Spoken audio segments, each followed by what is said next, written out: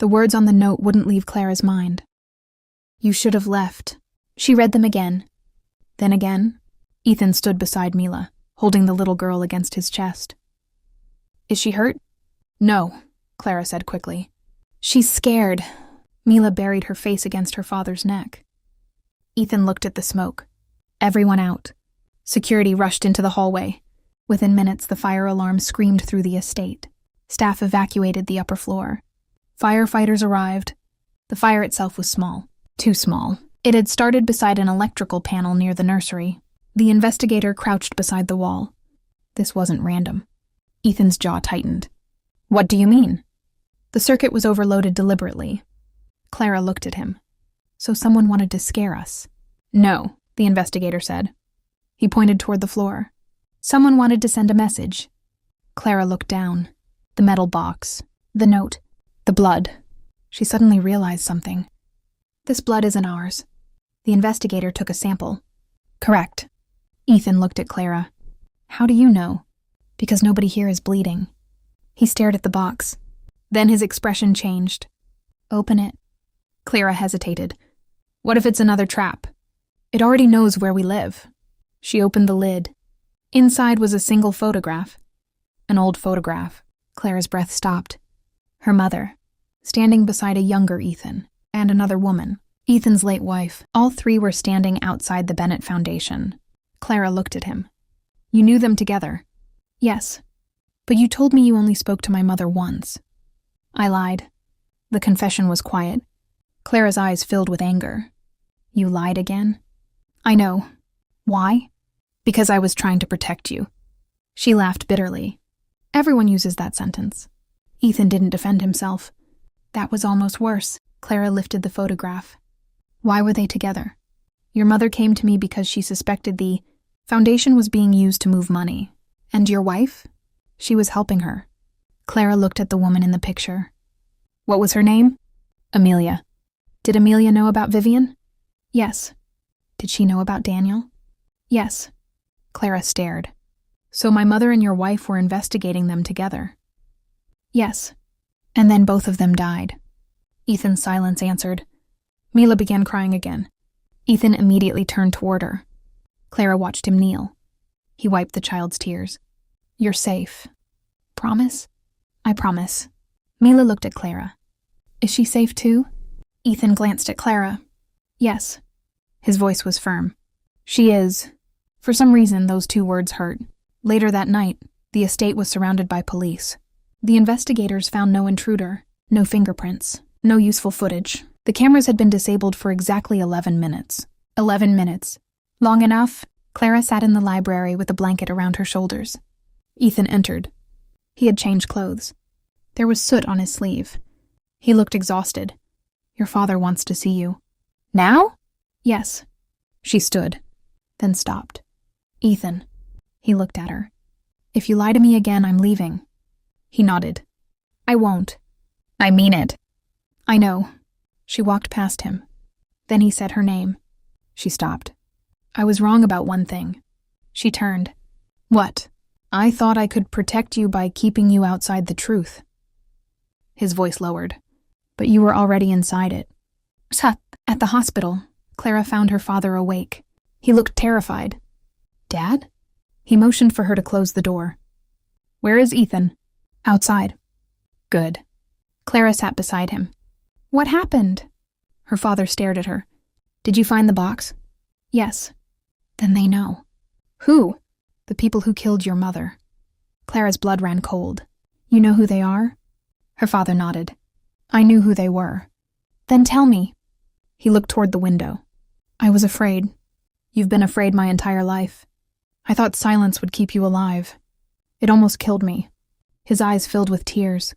"I know." Clara took his hand. "Please," he whispered. "Your mother found out that Vivian wasn't working alone."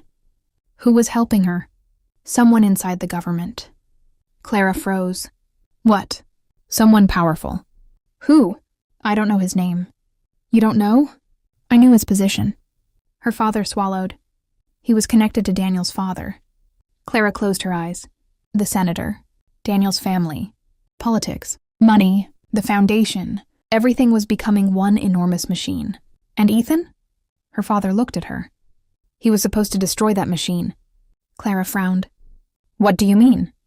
Your mother gave him the ledger because she believed he could expose everyone. Then why did he fail? Because Amelia died before she could tell him where the second copy was. Clara's heart skipped. Second copy? Her father nodded. There were 2 ledgers. Clara stared. One was stolen. Yes. And the other? Her father looked directly into her eyes. Your mother hid it. Where? I don't know. But Vivian does? Maybe. Clara leaned back. Then she remembered something. The silver key, the key from the box at the old house.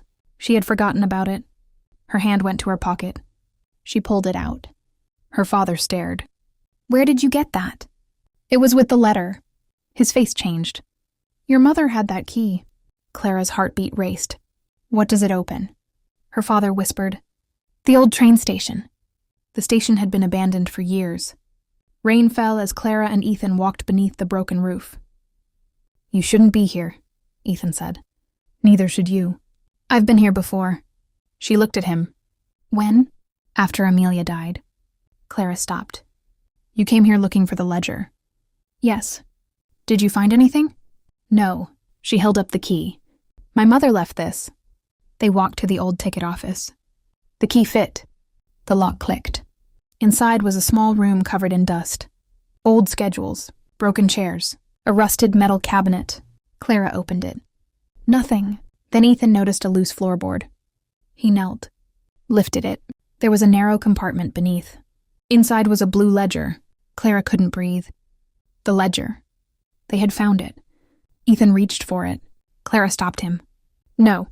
He looked at her. This is my mother's. She lifted it carefully. The cover was worn. No title, no name, only a tiny symbol embossed in silver. A crescent moon, her mother's favorite symbol. Clara opened the first page.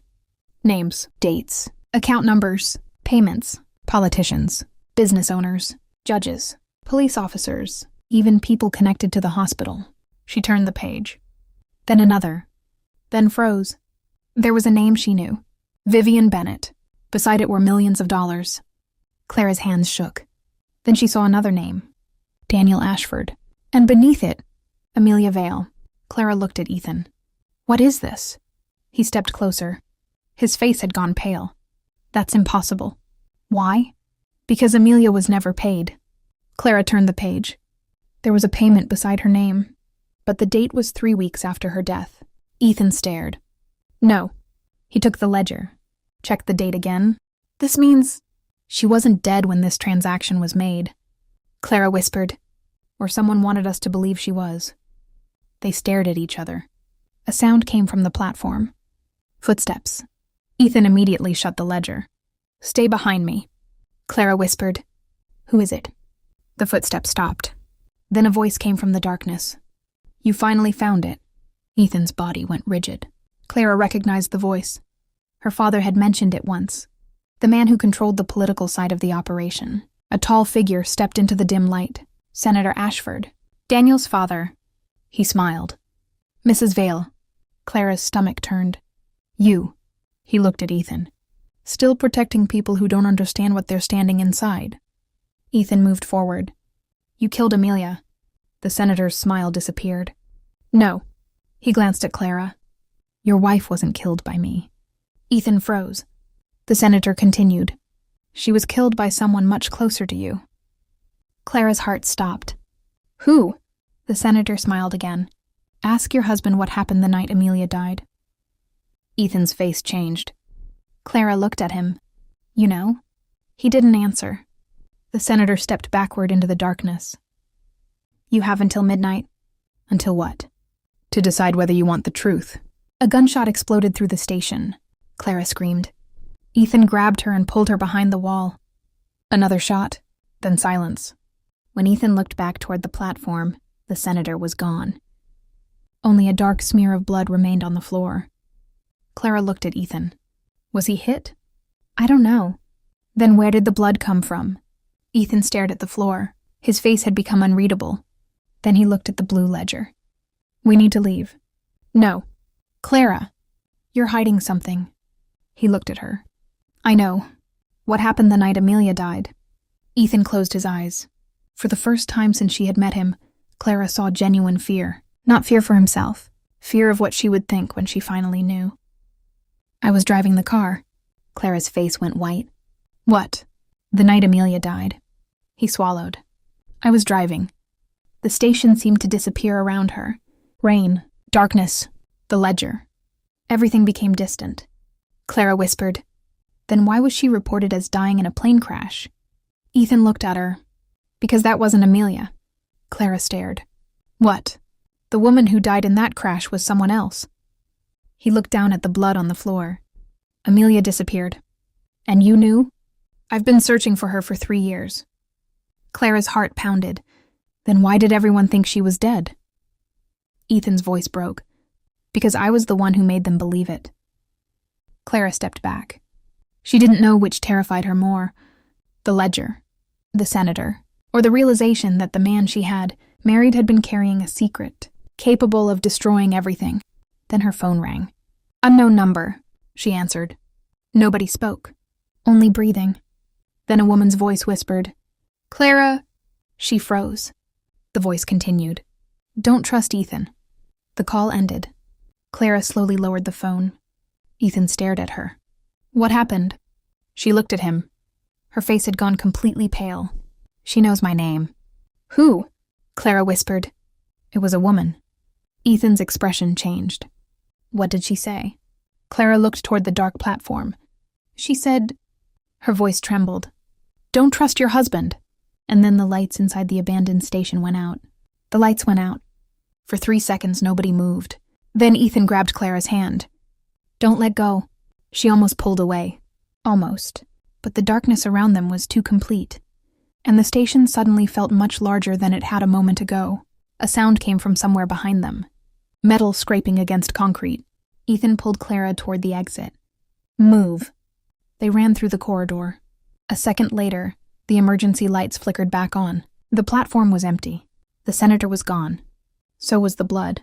Clara stopped. What happened? Ethan looked around. I don't know. You said he was here.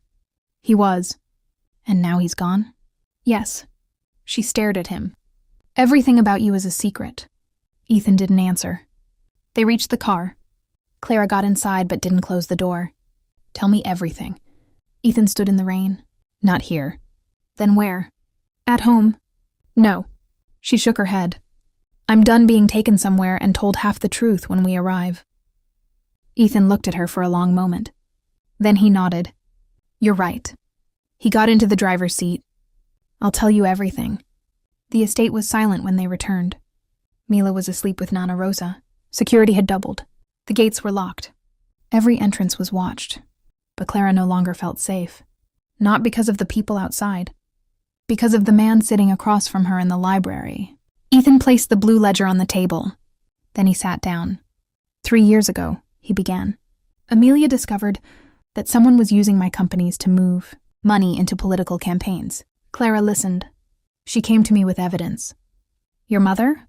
Your mother was already investigating the foundation. They found each other. And Vivian? Vivian was the connection between them. Clara's jaw tightened. She stole money. Yes. But that wasn't all. No. Ethan looked down. Vivian was working with Daniel's father. The senator? Yes. Why? Influence, money, contracts, political protection. Clara looked at the ledger. And Amelia? She wanted to expose them. What happened? Ethan's expression became distant. Someone found out. He took a breath. One night, Amelia called me. She said she had discovered where the second ledger was hidden. Where? She never told me. Then what happened? I drove to meet her. And? She wasn't there. Clara waited. Ethan continued. I found her car near the old industrial road. The engine was running. The driver's door was open. Was there blood? No.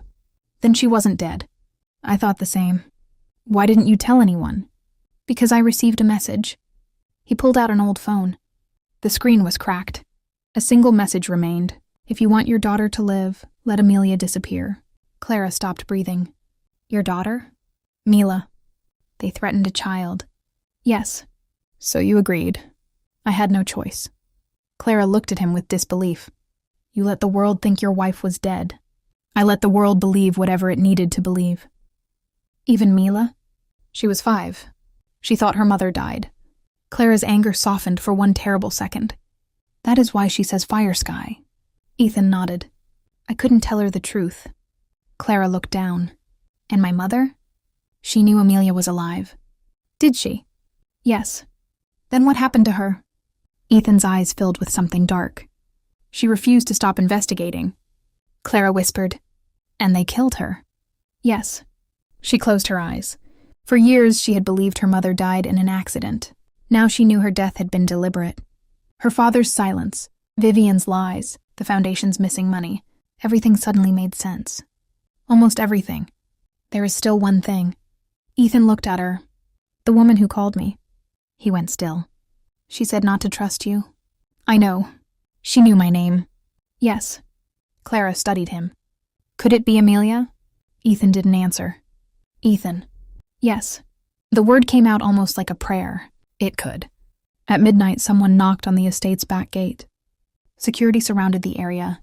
A woman stood alone in the rain. No umbrella, no coat. Her hair was wet. Her face was pale. She looked exhausted. Ethan walked outside. Clara followed. The woman lifted her head. Ethan stopped. For a moment, he looked like the world had stopped turning. Amelia.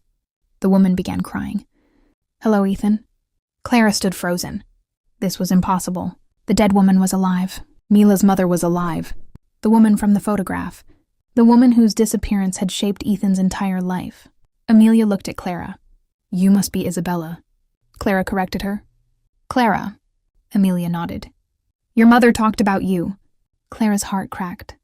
You knew my mother? She saved my life. Ethan stepped closer. Why did you stay away?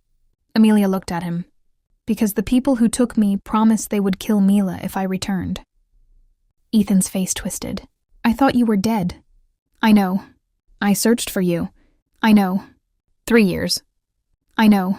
He looked away. For the first time, Clara saw the full weight of his grief. Amelia took a step forward. I couldn't come back until I had proof. She looked at the ledger. Do you have it? Clara nodded. Amelia exhaled. Then it's finally over.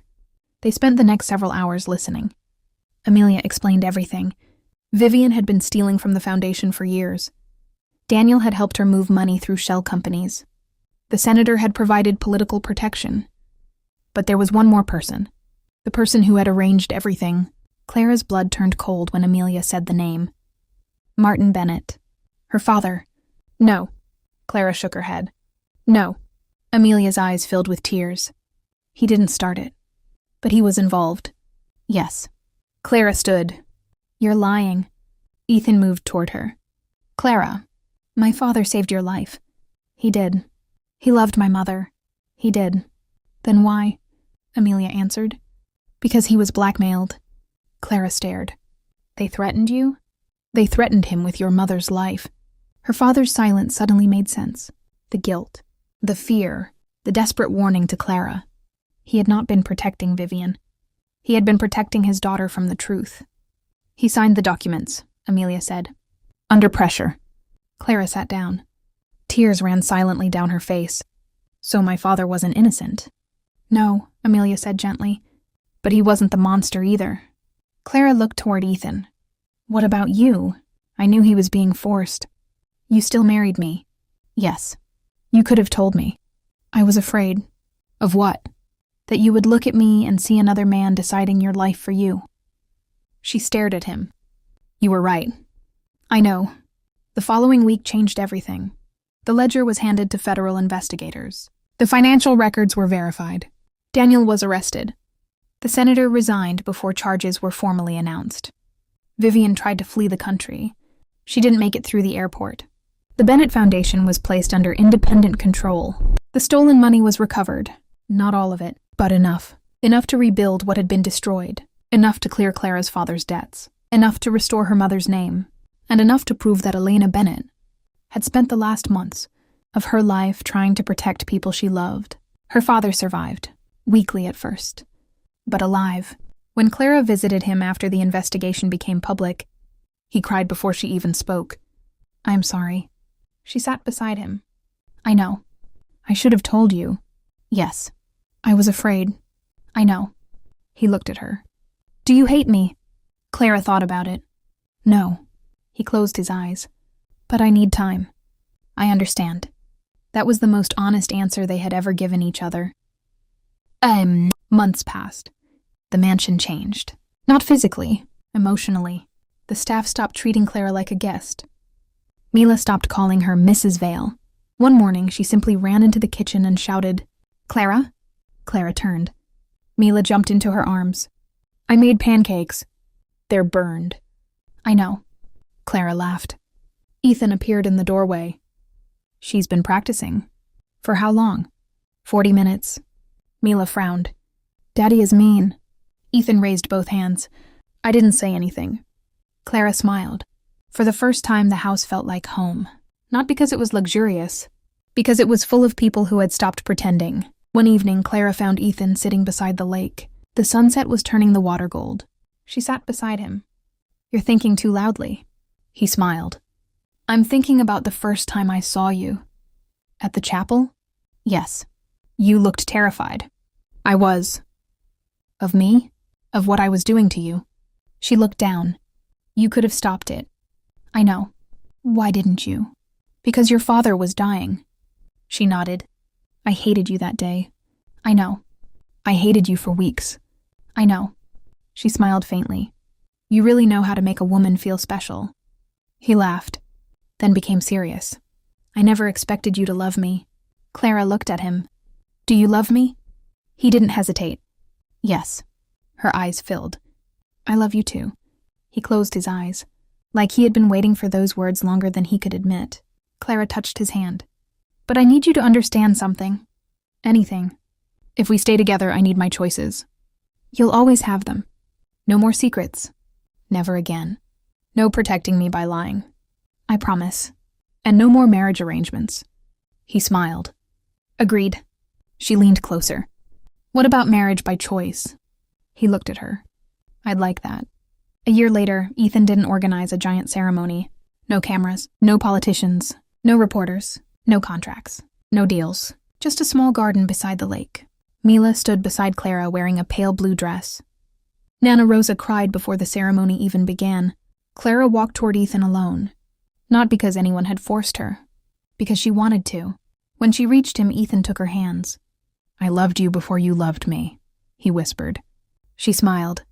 "And I hated you before I understood you." "I deserved that." "Yes." He laughed softly. Then she said her vows. "I choose you." 4 simple words, but they meant more than every promise made at the first wedding. Ethan's eyes filled. "I choose you," he answered. Mila clapped.